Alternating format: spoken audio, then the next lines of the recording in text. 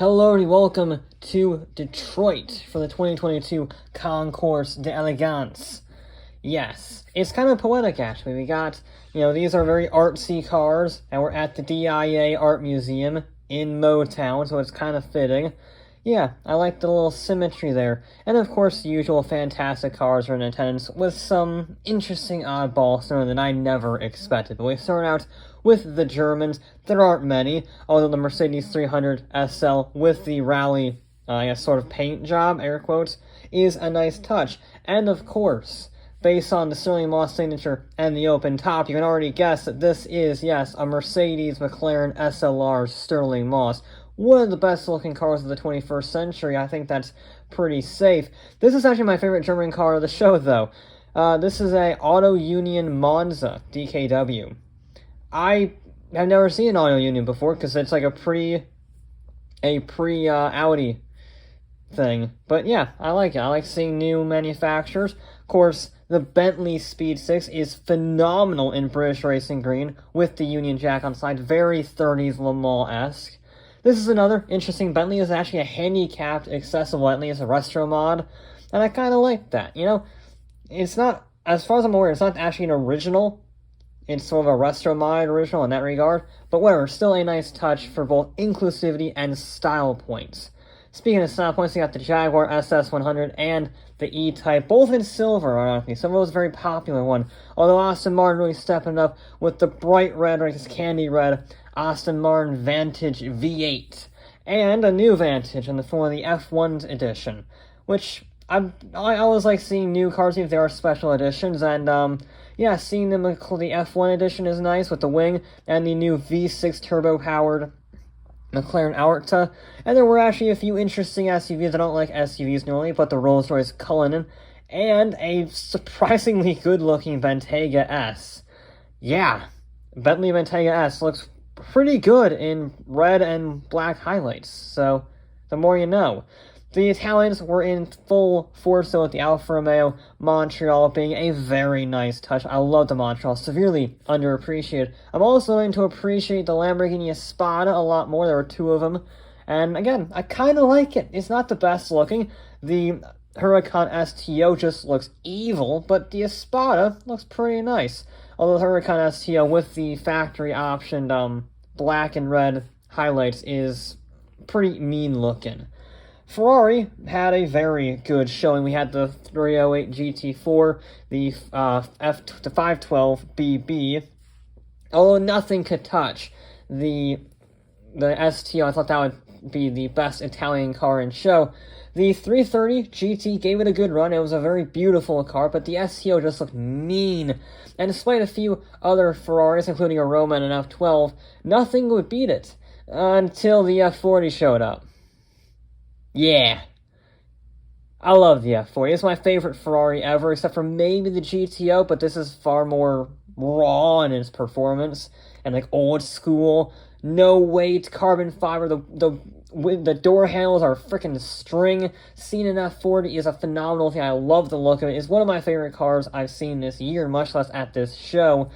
It's my favorite car of the show, but that does not distract from the Americans. This is the Concours d'Elegance of America. There's going to be a lot of American cars, and there were a lot of great ones from a lot of strange manufacturers. So we have Auburn with these, and we have a few more niche manufacturers. The biggest of the which would be AMC, I guess. They're less niche than others, considering they're one of the big, they're like the competitor of the big four, but still. Then we had a few Studebakers, including this gorgeous Commander. I love the bullet nose on it. I think that's a really nice touch. And we had a Nash Healey Le Mans, made from 1953. It actually competed at Le Mans, not that specific one, but it did. Similar with the Cunningham C3, the guy who made the Corvette win at Le Mans for the first time. He made his own car. Speaking of building your own cars, Cunningham didn't actually make this. This was a different one. This is the Kaiser Darren, and it has really cool doors that slide into the fender panels instead of opening sideways. They didn't catch on, and it was a bit of a financial failure, probably because the front end looks hideous. But yeah, the doors are a nice touch, and they even beat in the cool doors niche category the Bricklin SV1, which is very hard to do because it's got gull wings. This is sort of like a modern-day interpretation of the Devon Special Roadster. It's a really cool Autorama build. And speaking of really cool builds, yeah, the Hot Wheels Legends showed up. This is actually this is actually included in the Horizon 4 Hot Wheels expansion. The, I think it's called the Golden... Yeah, it's like the Dream Roadster, based on a Studebaker Golden Hawk. There's not much Studebaker left in it, but yeah, it's nice seeing an actual Hot Wheels car in real life. Similarly with the Dodge Deora.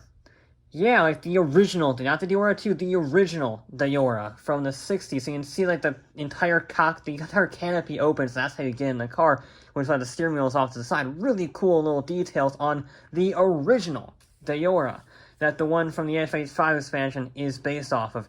Dodge did have some normal cars, don't worry. The Americans did actually have normal vehicles, even though the turbine car is far from normal. They were still actual production cars here and not custom builds from weird manufacturers, okay?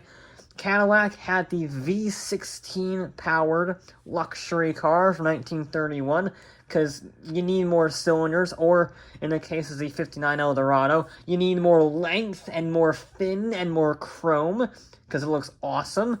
Also awesome is the Buick GSX. I love the super aggressive splitter on the front. It just makes the fit really well. Also, apparently, this Plymouth Barracuda has 800 horsepower to the wheels. So there you go. This has significantly less power, but it's way more significant because this is a Chevy Camaro. But since it's in Concours, it's not an ordinary first-gen Camaro because it's got L88 on it, which means it's the super rare special options package with the 427. GM didn't allow small cars, apart from the Corvette, to have the 427, so they had to use the Copo system. So seeing an actual workaround Camaro like this is fantastic. They don't do that anymore, which is partially why we get fantastic cars like this, the 2023 Corvette Z06. It looks phenomenal. I didn't like the Z06 initially, but seeing it in the flesh, or seeing the original C8, but seeing the Z06 in the flesh, it's a fantastic looking car. And it was far from the only concepts here, because this was celebrating Harley Earl, the designer who gave us the concept car. So those are his early designs in 1920 and 1927. This is the prototype Monza, actually, and this is the Buick Y-Job, the first ever concept car from 1938. So there you go, a very big, important piece of history there. I actually think this looks better, the GM LeSabre concept. Shame that the actual Buick LeSabre did not look like this, because this pioneered the jet age with the fins and the actual jet engine look like on the back. I'm not so sold on the front, but the car as a package I think looks phenomenal. Harley Earl was a goddamn genius. Ford also got in on the concept car game, because of course they did, with the Mustang 1 from the Henry Ford Museum, and the Mustang 2 prototype, not the terrible Pinto one. This is the actual 1963, basically a pre-production first-generation Mustang. I don't know who owns this. I didn't think Henry Ford had it, but it was nice to see. I've never seen it before. I saw the Mustang 1 all the time, but the Mustang 2 I was never before seen with this set of eyes. Yeah, the 7th gen, because Ford wanted to steal the Corvette Thunder. I actually really like the look of this, by the way. Can I just say, I really like the look. It's got a good mixture of the S550 from 2020, with also the aggressive nature, like the RTR on the front and the GT on the back. I think it looks really mean. And considering it's not a full new generation, I mean, officially it is, but let's be real, the fact they're even making a naturally aspirated 5-liter V8 is nothing short of amazing. But again, like GM, they had more production cars. Some of them were hot rods, like this Model T, that has, if you look very closely, this Model T pickup has a freaking Offenhauser engine in it, which they made in the 500 engine, so I would imagine that's a pretty rapid Model T. Then they had a gorgeous looking 55 Thunderbird and a Galaxy 500. They had lots of good cars. I love the 7th gen Mustang, even though it's not really a 7th gen, it's more like a 6.5, but whatever.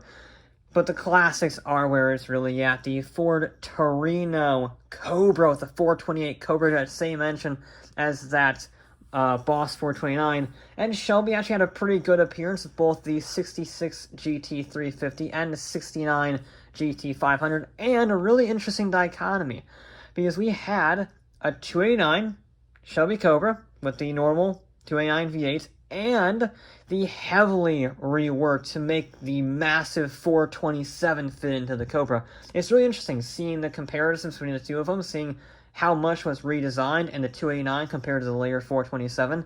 I thought that was a really nice touch to close it off on. Yeah, this was a crazy show. Not as many vehicles, but again, like last time, quality over quantity from the F40 to the 427 to the wide shot to the LeSabre. This is a truly legendary show, while also providing an interesting glimpse into the future.